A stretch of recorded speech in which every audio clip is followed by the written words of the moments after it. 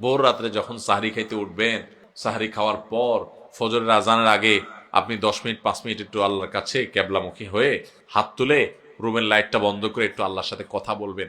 মানুষের সাথে বহুত কথা বলছেন, আল্লাহর সাথে একটু কথা বলে দেখেন।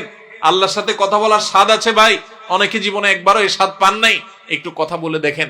ভোর রাতে সাহরি খেতে উঠলে 10টা মিনিট একটু হাত তুলে কথা বলেন। কিভাবে কথা বলবেন? কথা বলবেন এইভাবে, ও আল্লাহ, কত গুনাহ আমি করেছি, কত পাপাচার আমি করেছি, মরতে আমার হবে, তোমার কাছে যাওয়া আমার লাগবে আল্লাহ। শয়তানের প্ররোচনা করেছি, এই রমজান মাস তুমি কত মানুষকে মাফ করে দাও। নবী করিম সাল্লাল্লাহু আলাইহি সাল্লাম বলেছেন, ওয়ালিল্লাহি মুতাকাউ মিনান নার ওয়া যালিকা ফি কুল্লি লাইলা। রমজানের প্রত্যেক রাতে আল্লাহ তাআলা অনেক মানুষকে সাধারণ ক্ষমা ঘোষণা করে দেন, যে যাও অমুক অমুক অমুক অমুক, যাও তোমাদেরকে মাফ করে দেওয়া হলো, জাহান্নাম থেকে মুক্ত ঘোষণা করে দেওয়া হলো। আল্লাহ কত মানুষকে আপনি সাধারণ ক্ষমা করে দিবেন। আল্লাহ আপনার সাধারণ ক্ষমা পাওয়ার জন্য কোনো যোগ্যতার দরকার হয় না, আপনি চাইলে যাকে তাকে মাফ করে দিতে পারেন। দুনিয়ার প্রেসিডেন্ট প্রধানমন্ত্রী চাইলে একটা দেশের যাকে তাকে যা খুশি তা দিয়ে দিতে পারে। তাদের যদি ক্ষমতা, তারা তো মানুষ।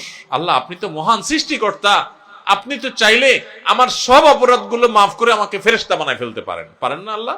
তো আল্লাহ আপনি আমাকে মাফ করে দেন। একটু আল্লাহর সাথে কথা বলবেন, একটু দোয়া করবেন, একটু চোখের পানি ফেলবেন, একটু সেজদায় যে আল্লাহর সাথে কথা বলবেন, একা একা কথা বলবেন।